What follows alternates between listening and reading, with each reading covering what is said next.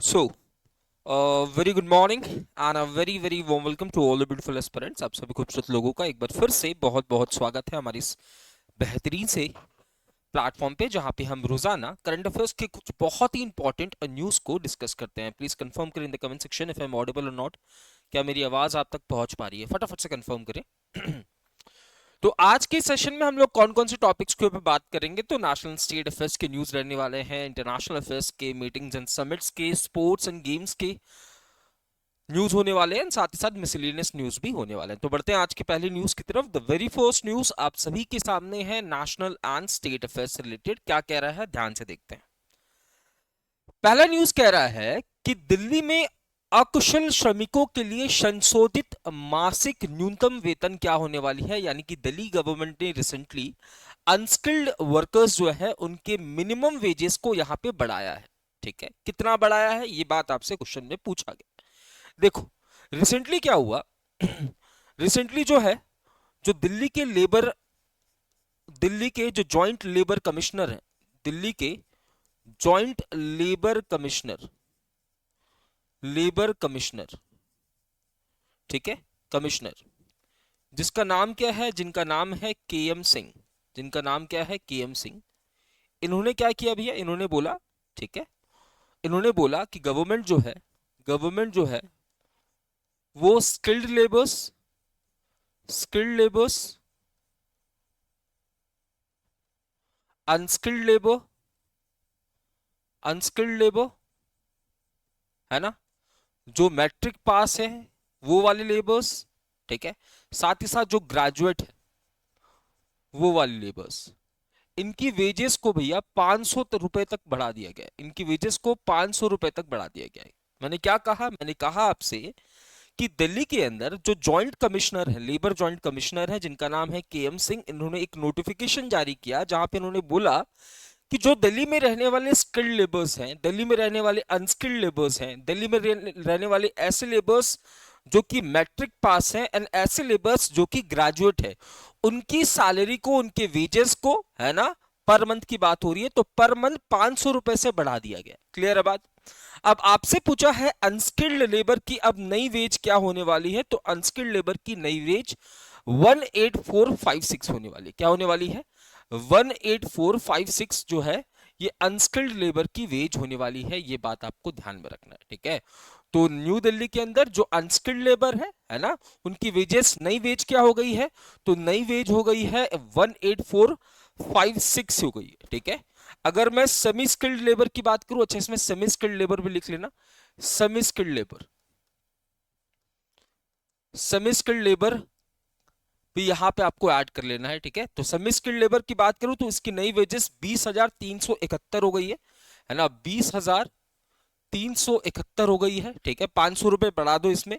उसके बाद अगर मैं स्किल्ड लेबर की बात करूं तो 22,411 हो गई है ना, 22,411 हो गई है।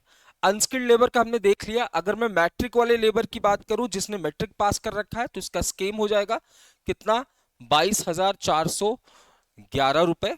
और अगर मैं बात करूं ग्रेजुएट वाले लेबर की, तो 24356 इसकी नई वेजेस होने वाली है, ठीक है। तो सभी, वेरी गुड मॉर्निंग, सभी के वेजेस को यहां पे बढ़ाया गया है, लगभग 500 रुपए से बढ़ा दिया गया है, ठीक है। तो दिल्ली में रहने वाले सेमी स्किल्ड लेबर्स की नई वेज 20,371 है, 20,371। स्किल्ड लेबर की 22,411, अनस्किल्ड की 18,456, मैट्रिक वाले लेबर की 22,411 एंड ग्रेजुएट की 24,356 होने वाली है, ठीक है। क्लियर है बात? आई अगली न्यूज की तरफ बढ़ते हैं। द वेरी नेक्स्ट न्यूज क्या कह रहा है, India first creative tech institute, है ना, जिसका नाम है Indian institute of creative technology, इसे किस सिटी में लॉन्च किया जाएगा? देखो क्या हुआ रिसेंटली, है ना, रिसेंटली क्या हुआ, ministry of broadcasting plus plus government of Maharashtra के बीच में excuse me, government of Maharashtra के बीच में एक एमओयू साइन हुआ। एमओयू साइन हुआ। एमओयू किस लिए साइन हुआ? तो इन्होंने बोला कि हम एक इंस्टीट्यूट को बनाएंगे। क्या करेंगे? इंस्टीट्यूट को बनाएंगे। और इस इंस्टीट्यूट में किसको पढ़ाया जाएगा, किसको स्किल प्रोवाइड की जाएगी, तो वो स्टूडेंट्स जो कि क्रिएटिव इकोनॉमी में अपने आप को क्रिएटिव इकोनॉमी में पार्टिसिपेट करना चाहते हैं। क्रिएटिव इकोनॉमी का मतलब क्या है भैया, जैसे कॉमिक्स हो गया, गेमिंग हो गया, है ना, एक्सआर हो गया, है ना, ये सारी क्या है भैया, क्रिएटिव इकोनॉमी। तो क्रिएटिव इकोनॉमी में जो पार्टिसिपेट करना चाहते हैं, जो अपना फ्यूचर इसमें बनाना चाहते हैं, उनके लिए एक इंस्टीट्यूट को बनाया जाएगा, जिसके लिए ministry of broadcasting and government of Maharashtra के बीच में एक एमओयू साइन हुआ है। इस इंस्टीट्यूट का नाम क्या होगा, Indian institute of creative technology. याद रहे, ये नॉट फॉर प्रॉफिट ऑर्गेनाइजेशन होने वाला है, नॉट फॉर प्रॉफिट ऑर्गेनाइजेशन होने वाला है, प्रॉफिट ऑर्गेनाइजेशन होने वाला है, जिसमें अगर मैं स्टेक्स की बात करूं तो यहां पे गवर्नमेंट ऑफ इंडिया की स्टेक है 36%। ठीक है, गवर्नमेंट ऑफ इंडिया की स्टेक कितनी हो जाएगी, 26% हो जाएगी, है ना, सॉरी 34% हो जाएगी, 34% हो जाएगी। ठीक है, वहीं अगर मैं बात करूं गवर्नमेंट ऑफ महाराष्ट्र की स्टेक यहां पे कितनी होने वाली है, 14%। ठीक है, 14%। अगर बात करूं फिक्की की, तो फिक्की की स्टेक जो है वो 26% है। एनसीआईआई की बात करूं तो यहां पे इसकी स्टेक 26% है। ठीक है, तो ऐसे इंस्टीट्यूट को बनाया जा रहा है भैया, कहां पे, तो मुंबई के अंदर। ठीक है, जो कि इंडिया का पहला क्रिएटिव टेक्नोलॉजी इंस्टीट्यूट होने वाला है। तो इंडिया का पहला क्रिएटिव टेक्नोलॉजी इंस्टीट्यूट कहां पे स्टैब्लिश किया जा रहा है, मुंबई के अंदर। ठीक है, मुंबई के अंदर स्टैब्लिश किया जा रहा है, जिसके लिए ministry of broadcasting and government of Maharashtra के बीच में एक एमओयू साइन हुआ है। ये एक नॉट फॉर प्रॉफिट ऑर्गेनाइजेशन होने वाला है, जिसमें गवर्नमेंट ऑफ इंडिया की स्टेक 34%, गवर्नमेंट ऑफ महाराष्ट्र की स्टेक 14%, फिक्की का स्टेक 26% एंड सीआईआई की स्टेक जो है 26% होने वाली है। याद रहे, यहां पे देखिए, यहां पे टोटल बजट इसका अनाउंस किया गया है, लिख लेना, बजट एग्जाम में क्वेश्चन पूछ लेता है, टोटल बजट कितना अनाउंस किया गया है, तो वन टाइम बजट है इसका 3.91 बिलियन रुपीस। ठीक है, 3.91 बिलियन जो है इसका बजट अनाउंस किया गया है। क्लियर है बात। आइए अगली न्यूज की तरफ बढ़ते हैं। ठीक है, तो यहां पे क्या क्या सिखाया जाएगा, देखिए, animation, visual effects, gaming, comics, extended reality, इन सब पे काम होने वाला है। ठीक है, आइए next news is which state has recently declared heat wave as state specific disaster। राज्य विशिष्ट आपदा घोषित किया है किसको भैया, तो हीट वेव को। देखो हीट वेव का डेफिनेशन क्या होता है, हीट वेव का डेफिनेशन क्या होता है, तो हीट वेव का डेफिनेशन होता है according to Indian meteorological department, है ना, ये वो बॉडी है जो कि वेदर फोरकास्ट करने का काम करेगी, वेदर फोरकास्ट करने का काम करेगी। ग्लोबल लेवल पे आपको वर्ल्ड मेट्रोलॉजिकल ऑर्गेनाइजेशन देखने को मिलेगा, जो कि सेम काम करती है। ठीक है, ग्लोबल लेवल पे आपको देखने को मिलेगा world meteorological organisation, and India के लेवल पे आपको इंडियन मेट्रोलॉजिकल डिपार्टमेंट देखने को मिलेगा, जो कि वेदर को फोरकास्ट करने का काम करती है। अब आईएमडी कहता है कि भैया हीट वेव वो सिचुएशन है जब टेम्परेचर 40 डिग्री सेल्सियस से ऊपर चले जाए, या फिर टेम्परेचर 6 से 7 डिग्री सेल्सियस, सॉरी 5 से 6 कर लो इसको, या फिर टेम्परेचर 5 से लेकर 6 डिग्री सेल्सियस ज्यादा हो, है ना, नॉर्मल टेम्परेचर के,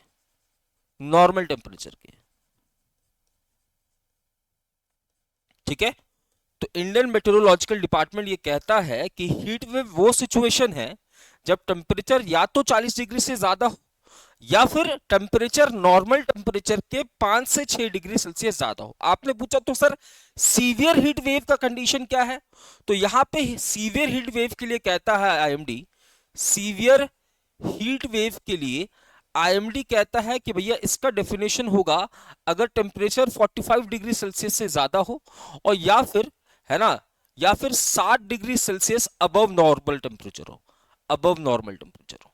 ठीक है, रिसेंटली अगर आपको याद हो, है ना, तमिलनाडु ने भी हीट वेव को भैया, तमिलनाडु ने भी हीट वेव को state specific disaster, heat wave को स्टेट स्पेसिफिक डिजास्टर जो अनाउंस किया था, स्पेसिफिक डिजास्टर अनाउंस किया था। और अब कौन कर रही है, अब कर रही है तेलंगाना, अब कौन कर रही है, तेलंगाना। ठीक है, तो तेलंगाना गवर्नमेंट ने क्या अनाउंस किया है कि जो हीट वेव है वो स्टेट स्पेसिफिक डिजास्टर होने वाला है, ये बात आपको ध्यान रखना है। इंडियन मेट्रोलॉजिकल डिपार्टमेंट जो कि इंडिया के अंदर वेदर फोरकास्ट करने का काम करेगा, वेदर रिलेटेड डेटा देने का काम करेगा, वो कहती है कि हीट वेव वो सिचुएशन है जब टेम्परेचर 40 डिग्री सेल्सियस पहुंच जाए या फिर 5 से 6 डिग्री सेल्सियस ज्यादा हो अबव नॉर्मल टेम्परेचर। क्लियर है बात? Above normal temperature. साथ ही साथ तेलंगाना ने बोला कि भैया देखो 2020 में ना 90 से ज्यादा लोगों की यहां पे जान गई थी हीट वेव की वजह से, है ना। 2022 में 65 से ज्यादा लोगों की जान गई थी हीट वेव की वजह से। पहले हम जो कंपनसेशन देते थे, पहले जो हम कंपनसेशन देते थे वो हम देते थे 50,000 रुपए, है ना। अगर कोई हीट वेव का शिकार हो रहा है, उसकी डेथ हो रही है, तो हम उसकी फैमिली को 50,000 रुपए देते थे। बट अब इसको बढ़ाकर कितना कर दिया गया है, याद रखना 4 लाख कर दिया गया। क्या कितना कर दिया गया? 4 लाख कर दिया गया। क्लियर है बात? आइए अगली न्यूज की तरफ। अगला न्यूज कह रहा है मीटिंग्स एंड समिट्स रिलेटेड पूछ रहा है where is the 15th BRICS agriculture ministers meeting held recently. ध्यान से समझना, अगर मैं ब्रिक्स की बात करूं, अगर मैं ब्रिक्स की बात करूं, ठीक है, तो यहां पे ब्रिक्स की बात हो रही है तो यहां पे आपको ब्राजील देखने को मिलेगा, आपको इंडिया देखने को मिलेगा, आपको रशिया देखने को मिलेगा, आपको चाइना देखने को मिलेगा, आपको साउथ अफ्रीका देखने को मिलेगा, है ना, जो कि 2010 में ऐड हो रहा है। ठीक है, उसके बाद आपको इथोपिया देखने को मिलेगा, आपको ईरान देखने को मिलेगा, आपको इजिप्ट देखने को मिलेगा और आपको यूएई देखने को मिलेगा। ठीक है, और आपको यूएई देखने को मिलेगा। ठीक है, ईरान, इजिप्ट इजिप्ट, यूएई और इंडोनेशिया देखने को मिलेगा। ठीक है, तो ये क्या हो जाएंगे भैया? ये हो जाएंगे मेंबर कंट्रीज किसके? ब्रिक्स के। ये स्टैब्लिश कब हो रहा है? 2009 में। 2009 में ये स्टैब्लिश हो रहा है।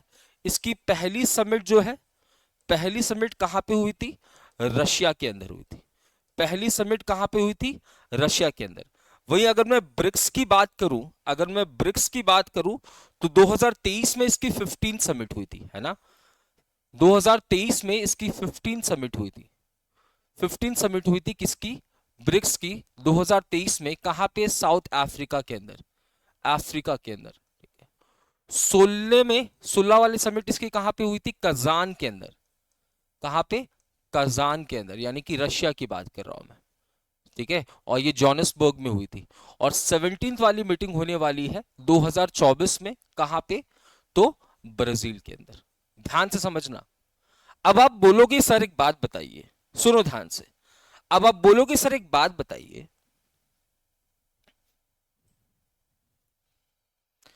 अब आप बोलोगे सर एक बात बताइए, यहां तो आपने 15 वाला बोला और यहां पे 17 चल रहा है। देखो ये ब्रिक्स की मेन समिट है, ये जो मैं बात कर रहा हूं ये ब्रिक्स की मेन समिट है। बट ये ब्रिक्स की एग्रीकल्चर मिनिस्टर्स वाली समिट है। बात समझ रहे हो? अरे भैया एक समिट तो हो सकता है ना, एक तो मेन समिट होगा, दूसरे और भी समिट्स हो सकते हैं जहां पे अलग अलग मुद्दों पे हम बात कर रहे हैं।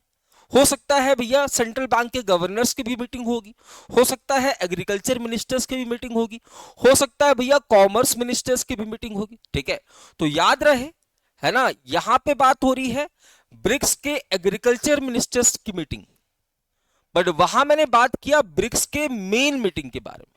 ठीक है, तो ये इसके मेंबर कंट्रीज है। साउथ अफ्रीका 2010 में जुड़ रहा है, स्टैब्लिश कब हो रहा है? 2009 में, पहला समिट रशिया के अंदर। और जो ब्रिक्स की एग्रीकल्चर मिनिस्टर्स की समिट है ये कहां पे होगी? वहीं जहां पे इसकी मेन समिट होने वाली है, यानी कि ब्राजील। ठीक है, ब्राजील। क्लियर है बात? आई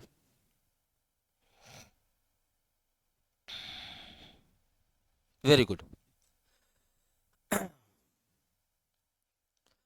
नेक्स्ट न्यूज, और यहां पे इंडिया की तरफ से कौन पार्टिसिपेट कर रहे हैं तो आप देखोगे शिवराज सिंह चौहान साहब। ठीक है, नेक्स्ट न्यूज है इंटरनेशनल अफेयर्स से रिलेटेड। क्या कह रहा है कि which country takes over the chairmanship of Interpol governance committee. देखो ध्यान से समझना, 2024 में इंटरपोल की, 2024 में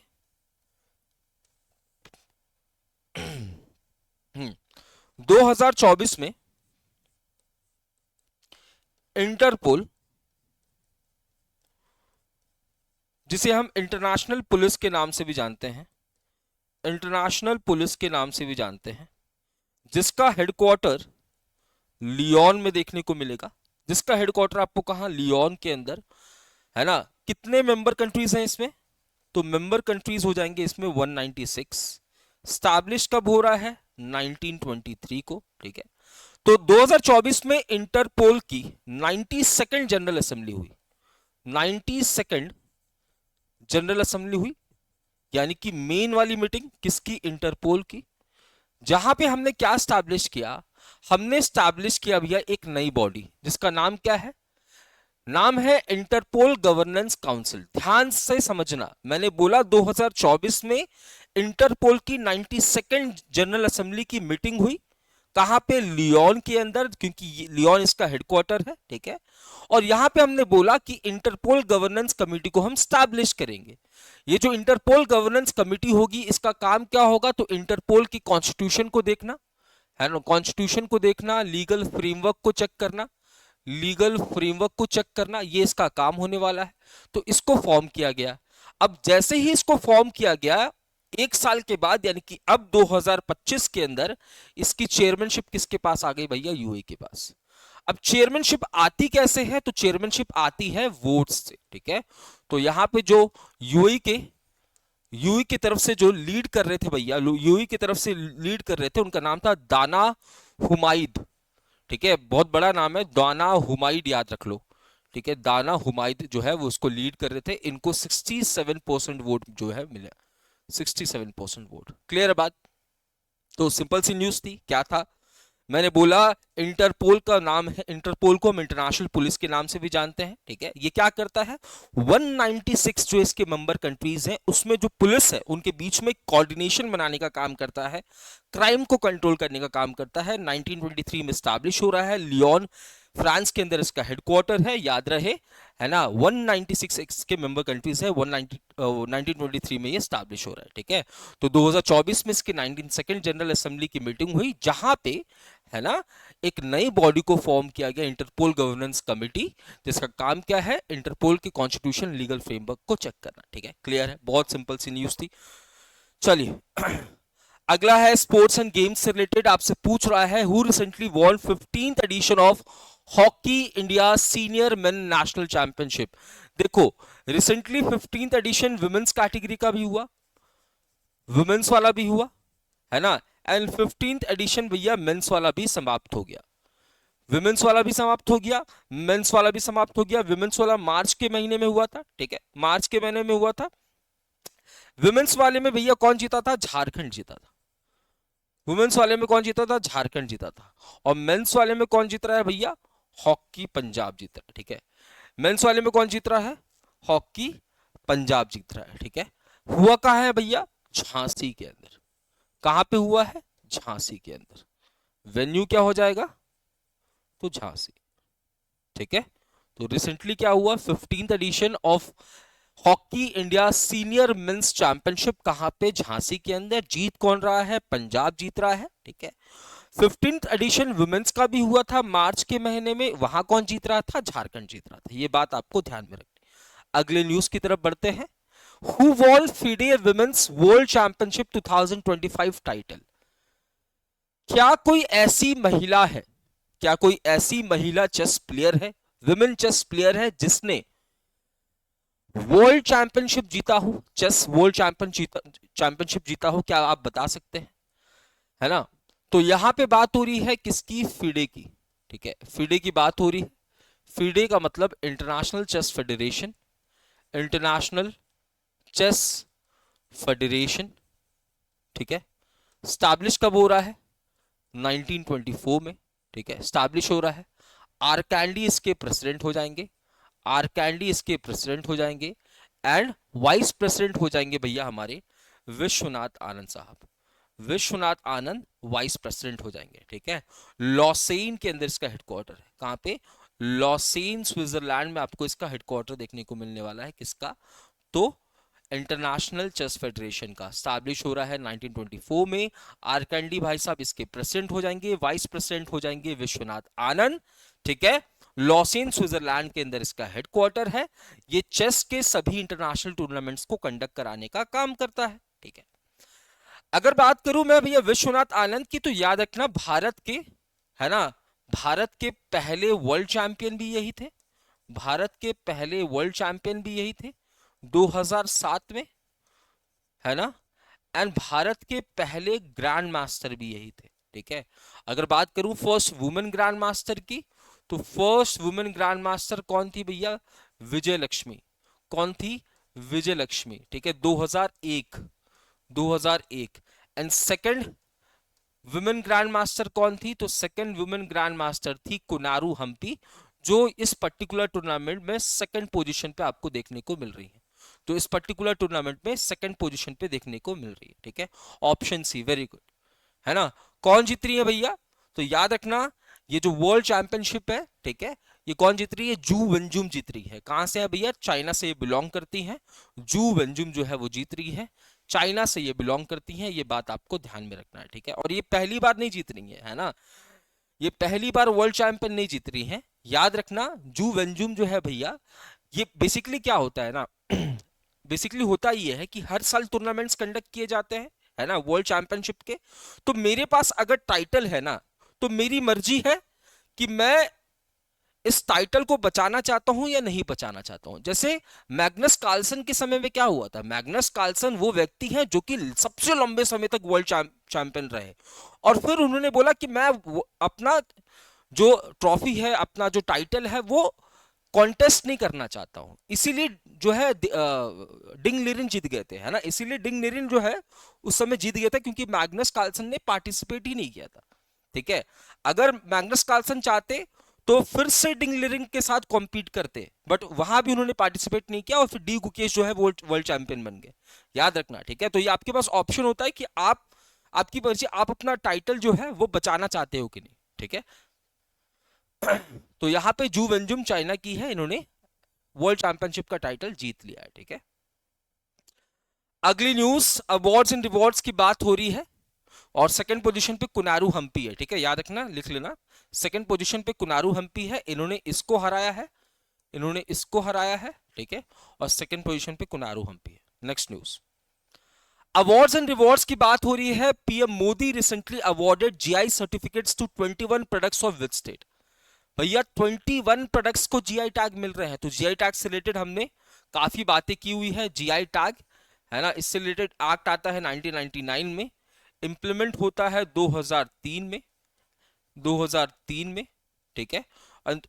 2003 में, 2004 में पहली प्रोडक्ट जिसे जीआई टैग मिला, first product to get GI tag, वो कौन सी हो जाएगी? वो हो जाएगी Darjeeling tea. Most number of GI tag भैया आपको उत्तर प्रदेश में देखने को मिलेगा, फॉलोड बाय तमिलनाडु, तमिलनाडु, ठीक है। चेन्नई में आपको इसका ऑफिस देखने को मिलने वाला है। यहीं से आपको जीआई सर्टिफिकेट्स जो है वो ग्रांट किए जाते हैं।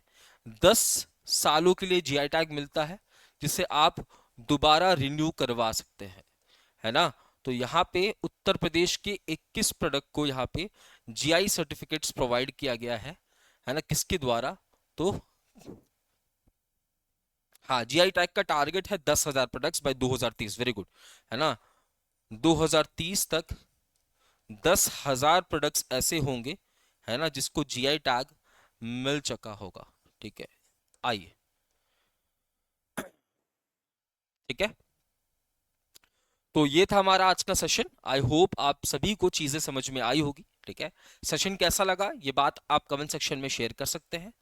यहां तक रखता हूं आज के सेशन को, मिलते हैं कल सुबह 8 बजे। तब तक के लिए मैं सोम सिंह अलविदा लेता हूं। जय हिंद, जय भारत।